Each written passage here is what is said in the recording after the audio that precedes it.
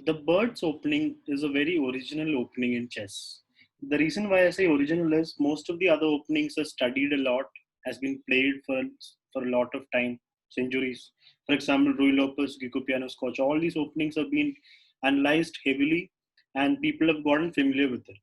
They've learned what is the best move in every position. But bird's opening, which starts with one f4, is basically a fairly new system.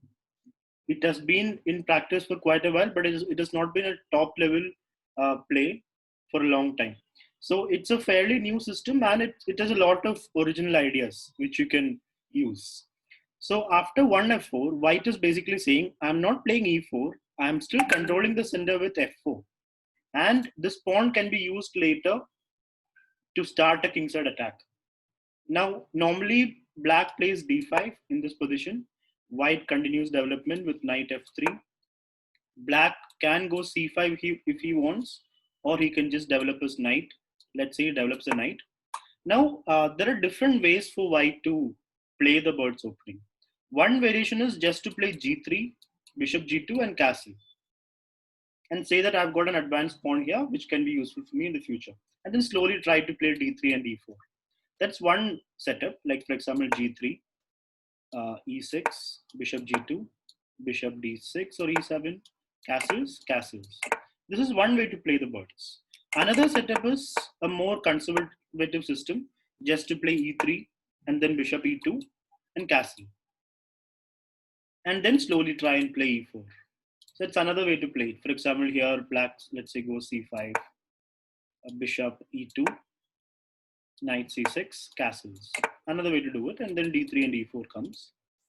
There are other ways also to play the birds. You can also go for kingside expansion g4 at some point, like h3, g4, g5. If you want to go for crazy positions, like if you wait for black to castle and then go g4, h3, g4, g5, you'll have a good chance of finishing the attack. Another way to do it would be just to play d4. Sorry, in this position after e3.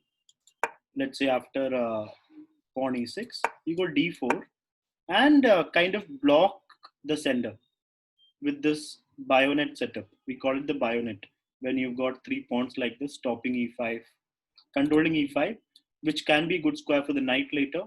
Like say after bishop d3, castles, sorry, bishop d3, castles, knight e5, and then go for f5 or even g4. So there are a lot of ways to play the bird's opening. It all starts with f4, but from here there are a lot of ways to continue, and you can explore all these possibilities when you play this slightly unnatural system with f4. So playing this in a tournament, it's definitely a sound opening. So playing this in a tournament is definitely a good idea, and you can take your opponent straight out of the book by playing f4. Opponent will have to think for every move. It won't be an easy game.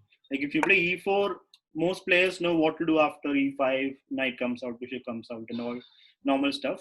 But when you go here, you're already telling your opponent, we are going to explore chess.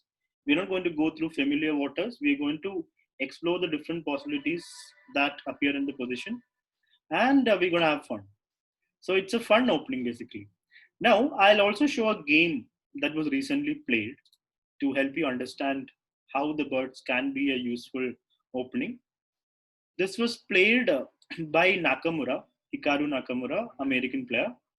I think the second best US player right now. Also top 10 in the world in Rapid and Blitz. He played this in the recent Chessable Masters. It was an online tournament. These days everything is online. So let's go through the game. F4 by Hikaru. Hikaru Nakamura is white. Black player's name is Smirnov, A. Smirnov. Hikaru is 2749. Smirnov is 2569. Now, after f4, black played d5. Hikaru played knight f3. Smirnov played g6, g3, bishop g7, bishop g2. It looks a little symmetrical because the bishops have been fianchettoed. Knight f6, castles, castles. So everything is symmetric except for the f pawn and the d pawn. That's the only difference. Both sides of castle king side, both sides of fianchettoed on the king side with the bishop. d3, c5. So white does not want to allow d4. So white goes c3 himself. He wants to play d4 at some point. Not right away because that will give the e4 square for the knight. Knight c6. Queen c2. So you can see white is preparing the pawn to go forward. e4 is his plan. e4 takes is what he is going after. Maybe now or maybe after developing his pieces. He goes e4 straight away. b5. So black is gaining some space on the queen side and the center. Knight e5. Asking the question to black, do you want to exchange the knights off, allowing a good file for my rook? Or do you want to keep it that way? Bishop b7. Black decides the latter. He keeps the knight there. Knight takes. Bishop takes. e5. So you can see the use of f4 move now. Now white has gained some space in the center. That e5 pawn is already supported by f4. So that pawn is never going to be weak. And now d4. White has space on the king side and the center. Black has space on the queen side and the center a little bit. Takes. And white also has a c file, which can be challenged with rook c8 straight away. He plays queen b6, defending the bishop, also attacking the d4 pawn. So white is forced to defend the d4 pawn. e6. So just solidifying the pawn structure. It's a nice structure right now for white. If black doesn't go e6, white would have gone f5. And that would be a problem for black, because if pawn takes and queen takes and f7 hands, everything comes at the black king if you allow f5. So black stops it with e6. White continues his development. b4. Rook c1. So white saying this rook is of no use on the f file anyway. So I'll use it on the c file and I'll keep this rook on the a file or the b file. Probably a file. Rook c8. Knight b3. The knight is heading to the c5 square. a5. Queen f2. Just giving extra support for the pawn. And moving the queen out of the rook's way. Queen b7. g4. So white is expanding on the king side. Normally a move like g4 would be risky, but there are no black pieces on the king side, so it's fine. White king is safe. Also, there is a bishop on g2 that is fianchettoed. Whenever a bishop comes to g2 or b2, we call it a bishop fianchetto. We say we fianchettoed the bishop. So king is extra safe because there is a defensive piece here next to the king. a4, forcing the knight to move. Knight c5. Takes with the pawn. That's a very interesting take. Normally you would play rook takes and get the rook here. But this pawn can also be useful. It's controlling b6 and d6. f6. So black is challenging the white sender. Takes. Now you can see the bishop is active. Bishop d4. Immediately exchanging of the active bishop. Queen g7. Black is asking white to exchange it first. White obliges. Queen takes. Rook e1. Rook f8, attacking the f4 pawn. How would you defend this pawn? It is not so easy to defend this pawn. White played g5. What do you think the plan is? If black takes on f4, takes, and rook e6. The bishop is hanging and the rook will be in the game. Bishop d5 will also come. For example, here, if queen comes here, takes, and even though black rook is active, white rook is more active. You can go bishop d7, but then rook d6 comes. And then d5 pawn also falls. While it will be a pawn up with a good position.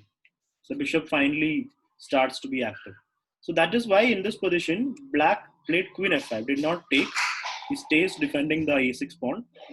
Queen d2, just moving out of the line. And if needed, he can defend the pawn now with rook f1.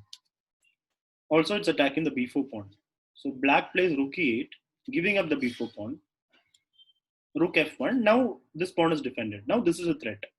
Queen b4 is a free pawn now, which means he has to do something about it. So Smirnov plays b3. Hikaru takes, and the rook is active. Rook comes to e8, e1. It's also a good idea to take it out to a7. But since it does not have enough support and things can happen along the sender like e5, not right away, because then rook takes queen, pawn takes and rook takes queen. So that's why he didn't put the rook on a7. He put it on e1. It stops e5. So bishop b5 attacking the rook. Rook f2. Bishop c4, cementing the bishop on a very good square, which defends the pawn. But you can see black has a pass pawn on d file, white has a pass pawn on c file. Queen d4, activating the queen and stopping e5. Now rook e5 can come, rook f3. Queen g4, queen is kicked back, king h2. That looks like a good square for the king out of any possible checks in the future. Only problem is f4 is weak, but it's defended twice. Queen goes back, h4. So white is strengthening his pawns. The g pawn is now a very good pawn. Rook e8, defending his pawn. Rook e5. White is planning a doubling up of the rooks at some point. Queen g7, bishop h3. So you can see your white Hikaru is targeting the e6 pawn. It's defended twice, it's attacked twice. You can bring a third attacker or even a fourth attacker, like rook back, rook here, and queen e3. So you can do an Alakan gun also here. Like for example, if black makes some random moves and you go here, sorry, you were here already, right? So if black makes a random move, you go here, another random move, you go queen back. Wait, already the pawn is hanging, so black has to defend it.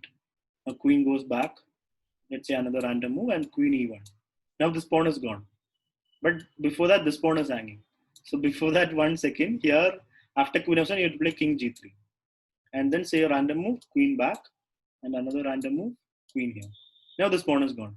So this is a plan for white, attacking e6 relentlessly until it falls. But of course, black doesn't allow that. So after bishop h3, black goes h6, starting some counterplay against the white king. Takes, h4 is hanging, h5, giving up the pawn. Takes. Now, can you find what white plays next? Since you've already put your king on h2, your king is somewhat safe, you can use the g file. So rook g3 check. Of course, king h8 would be bad. King h7 will also not be safe. King h8, you can immediately be a rook e6 and it's a check.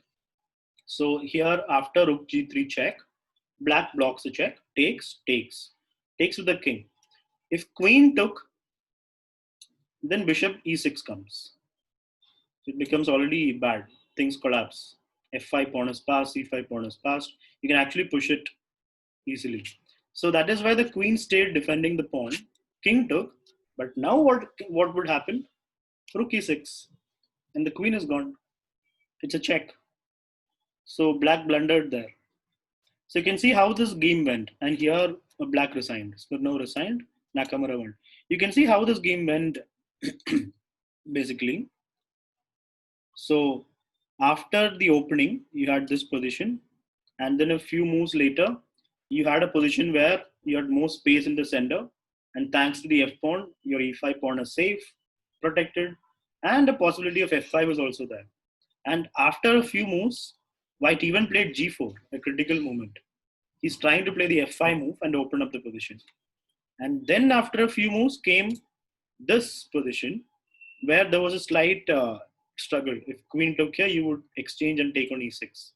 And then after a few moves, we got this position where white has more space, white pieces are more active, and slowly he was able to push the black pieces back and got a position like this. And then he converted it with the rook g3 check, rook g7, and whatever black does after rook takes, king takes, or queen takes, the position is bad. He played the king takes, which is worse. Wait, one more point is if queen took, there was rook g5. And anyway, the queen is gone. So position is already bad for black. So you can see how good the opening can be for you. The main idea is you're gaining space with f4, and the f4 pawn can push to f5 and be useful. This can be useful at some point in the game. And g4 is also possible if you want to go for some space in the king side. So the bird's opening is a weird but very useful and very popular these days opening in chess.